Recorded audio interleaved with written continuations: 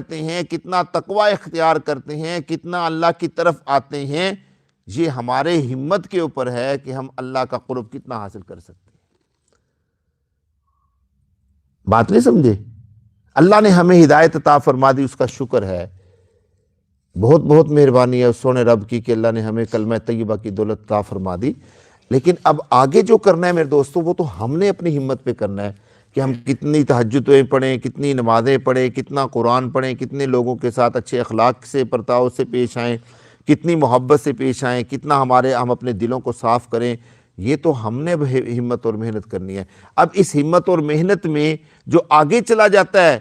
وہ اللہ کا پسندیدہ اور برگزیدہ بندہ، اور بلکہ اللہ کا چنیدہ بندہ بن جاتا ہے، وہ نبی بھی بن جاتا ہے، اور اسی میں صحابی بھی بن جاتا ہے، اسی میں تابعی بھی بن جاتا ہے، اس میں متقی بھی بن جاتا ہے، اس میں عالم بھی بن جاتا ہے، اس میں مفتی بھی بن جاتا ہے، اس میں فقیہ بھی بن جاتا ہے، اس میں